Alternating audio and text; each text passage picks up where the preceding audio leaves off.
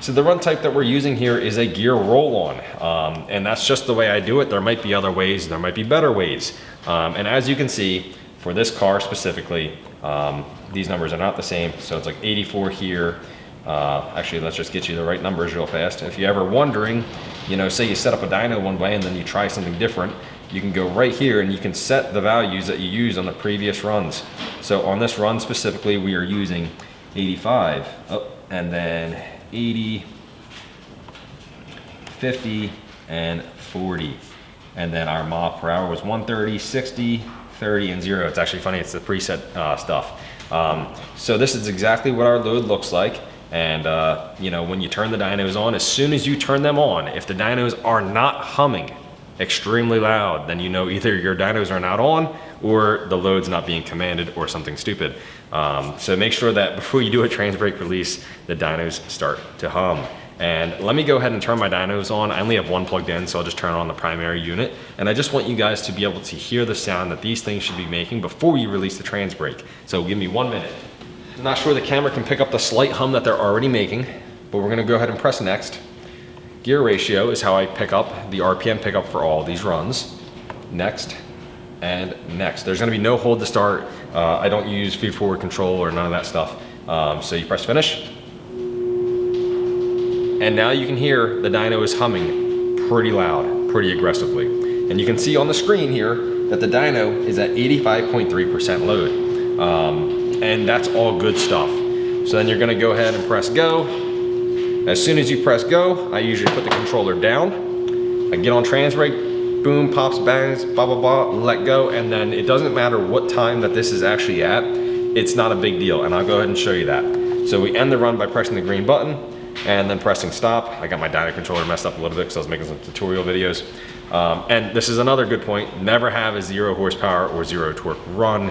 Delete them before starting any runs. And honestly, even though in the newer software it's a lot harder to get a 0 horsepower run, I like to delete them and then close out Quantum and reopen into that run session. It's something in my head, logically, it just works a lot better. And it takes 10, 20 seconds to do so. So, let me get rid of the run info bar. As you can see, I did exactly what I'm stating. So what's happening here is I've already pressed go way back here. So the timer for the dyno has already started. So you can see it's 0, 1, 2, 3, 4, 5, 6, and then at 6:25, 6:20-ish seconds, I let go of the trans brake. So the dyno is unfazed by you pressing go and having it sit there. So when you're doing your first one, do not care about what the controller is doing. My experience, it is very stressful to do these types of launches. A lot of things can break, a lot of things can go wrong. You're in a car you may have never driven before and you're about to release a trans brake on 10, 20, 30 PSI, maybe even higher, and it's gonna ring through the gears. So to take some of the human error out, I always say just start the run, put the controller down, and think about what you're doing in the car and what you're gonna be looking at based on a car you've never driven, potentially. So yeah, you see it comes through, boom, load is applied, it's now reduced, and then you're in high gear, yada, yada, yada, good to go.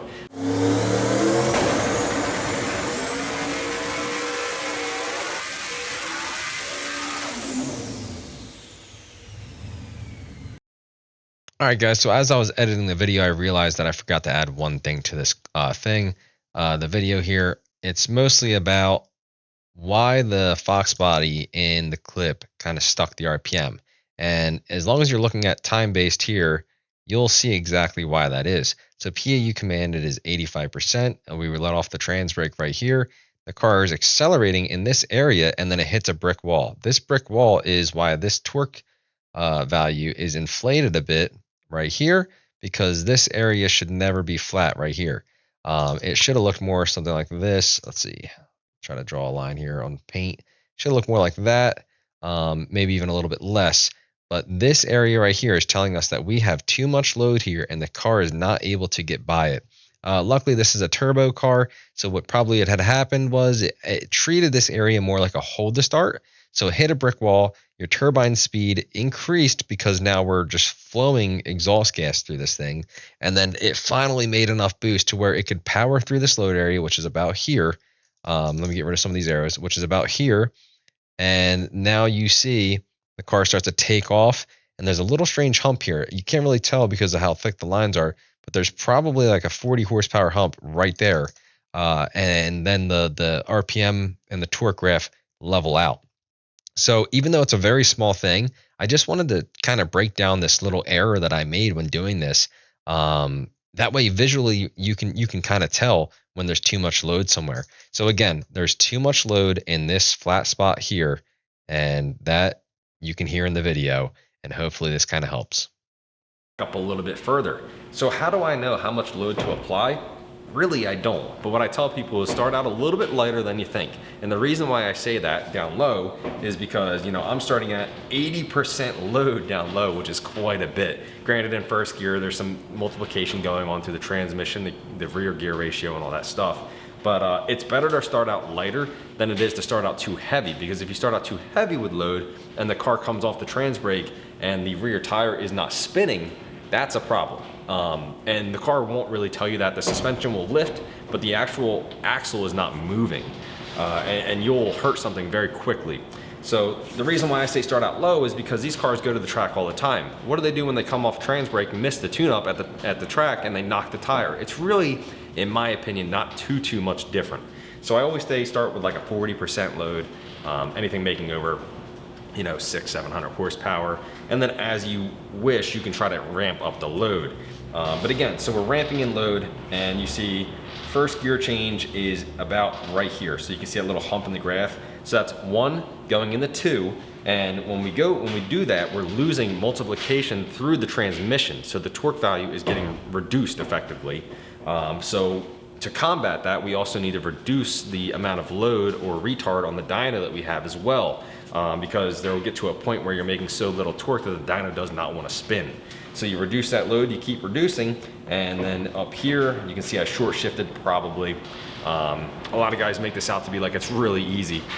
This is like something that happens within 4 to 8 seconds, and there's a lot of stuff going on. You're looking at, you're driving a car you may have never been driving before, and then you're looking at a tach. And for example, this car is a no prep car, so the tach was just stuck. I think it was like 7K. So knowing when and where to shift is not always as easy as it seems to be. So you see I make the shift here, and then I'm reducing the load effectively. And then we start coming into where we're at 100 miles per hour, where we are already doing our gear roll-on tests, and you see that our load is right around where we're about to pick up, and the numbers are within 4%, because I already knew that the car was gonna need this much load at that value, at that speed. And just some things to keep in mind here.